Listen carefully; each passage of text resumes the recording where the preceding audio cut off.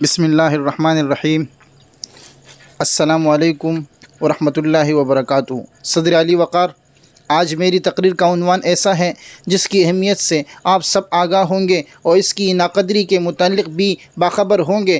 آج میرا عنوان ہے حجاب۔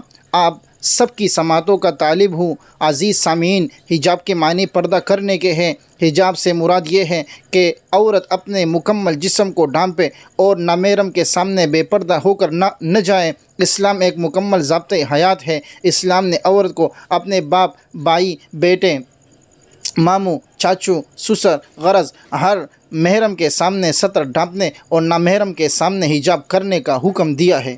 سطر ڈھانپنے سے مراد یہ ہے کہ سر کے بال، چہرہ، ہاتھ، جسم اور پاؤں کو مکمل طور پر ڈھانپا جائے۔ ہمارے معاشرے میں اس قسم کے پردے کو شرعی پردے کہا جاتا ہے، اور افسوس کے ساتھ شرعی پردہ کرنے والی خواتین آج کے زمانے میں آٹے میں نمک برابر بچی ہے۔ مزید افسوس تو اس بات کا ہے کہ ان خواتین کی بھی کسی جانب سے کسی قسم کی حمایت نہیں کی جاتی، بلکہ انہیں زیادہ تر مخالفت کا سامنا کرنا پڑتا ہے۔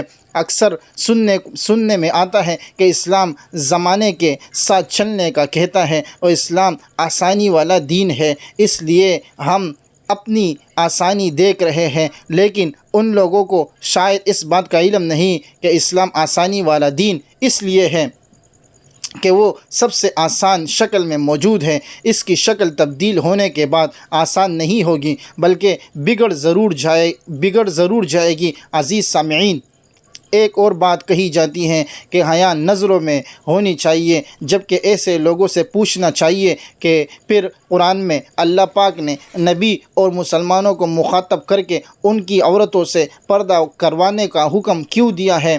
احباب کرام، ضرورت اس بات کی ہے کہ یہ سمجھا جائے کہ اسلام کوئی قید نہیں، بلکہ یہ زندگی کو آسان بنانے کا طریقہ ہے۔ حجاب کرنا دقیانوسی ہونے کے مترادف نہیں، کیونکہ کپڑے انسان نے تب پہننے شروع کیے ہیں جب اس نے ترقی کی، اور حجاب کرنے کے بعد اگر گرمی برداشت نہیں ہوتی تو سوچے آخرت میں جہنم کی گرمی کو کیسے برداشت کیا جا سکے گا۔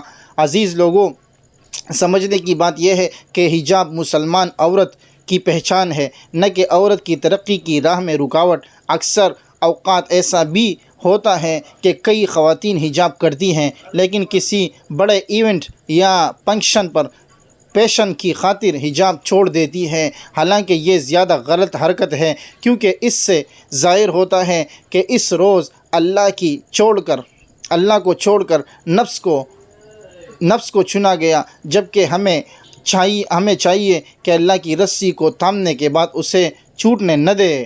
اس دعا کے ساتھ آپ سب سے اجازت چاہوں گا کہ اللہ پاک تمام مسلمان خواتین کو حجاب کرنے اور اسلام پر عمل کرنے کی توفیق عطا فرمائے۔ آمین۔